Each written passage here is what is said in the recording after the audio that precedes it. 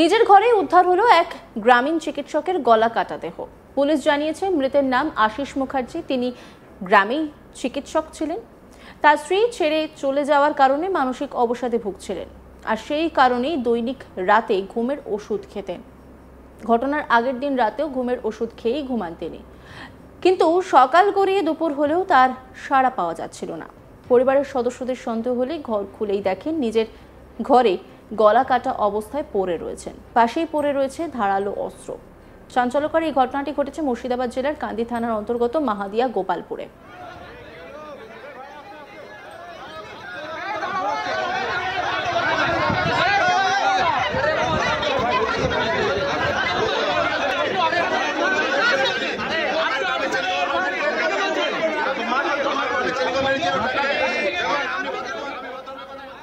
প্রতিবেশী গোপাল ঘোষ তিনি কি বলছেন শুনবো।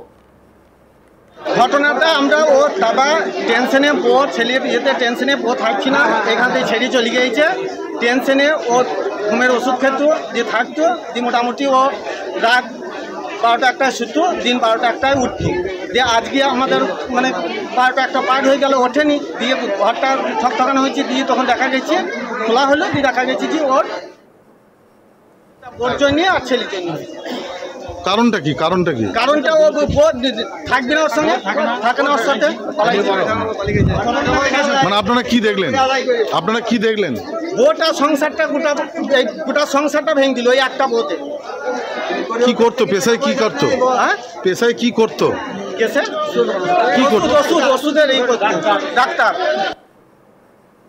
ঘটনাস্থলে পৌঁছায় কান্দি এসডিপিও শাসফিক আহমেদ দর ও কান্দি থানার আইসি মৃণাল সিনহা।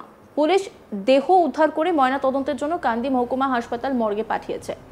ঘটনার তদন্ত শুরু করেছে পুলিশ। ঘটনার জেরে শোকের ছায়া নেমে এসেছে গোটা পরিবার জুড়ে।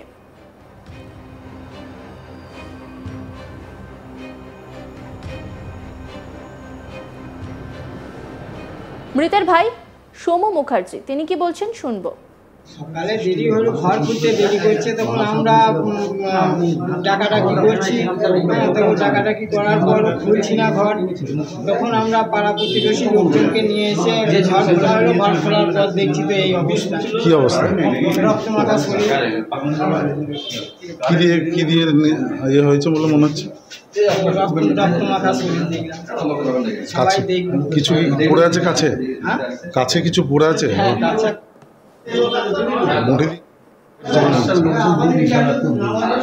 মানে কেন এটা করলো, কেন, কি কারণ বলে মনে হচ্ছে?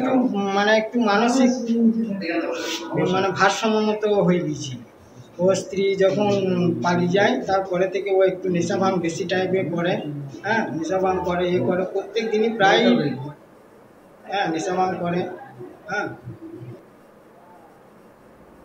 এই গোটা বিষয় নিয়ে একটি রিপোর্ট তুলে ধরেছেন আমার কলিগ, দেখাবো। মুর্শিদাবাদের কাঁদি থানা মাহাদিয়া গোপালপুর গ্রামেই এক মর্মান্তিক ঘটনার সাক্ষী হলো গোপালপুর গ্রামের বাসিন্দারা। অভিযোগ যে স্ত্রী এবং পুত্র বেশ কিছুদিন আগেই বাড়ি থেকে চলে যায় গ্রামেরই এক চিকিৎসক আশিস মুখার্জির বাড়ি থেকেই। তারপর থেকেই আশিস মুখার্জি মানসিক অবসাদে ভুগছিলেন।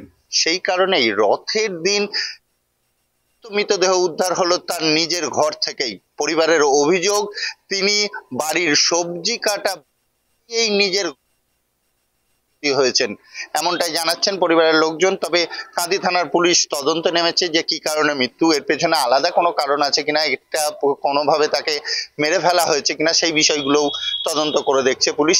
তবে জানা যাচ্ছে মাহাদিয়া গোপালপুর গ্রামেই হঠাৎই বাড়ির লোকজন প্রত্যেক দিনই আশিস মুখার্জি তার নিজের ঘরেই শোন।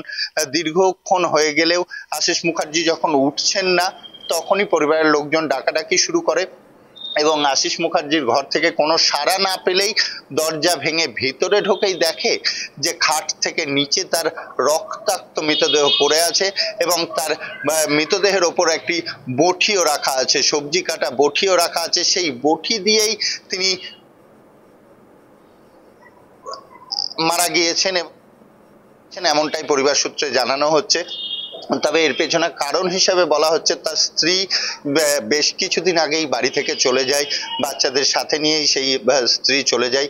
তারপর থেকে আশিস মুখার্জি চরম মানসিক অবসাদে ভুগছিলেন এবং প্রত্যেক দিন আশিস মুখার্জি ঘুমের ওষুধ খেতেন, এই কথাও জানিয়েছে পরিবারের লোকজন। এবং আশিস মুখার্জি গ্রামের একজন খুব জনপ্রিয় ছেলে ছিলেন, জনপ্রিয় ব্যক্তি ছিলেন।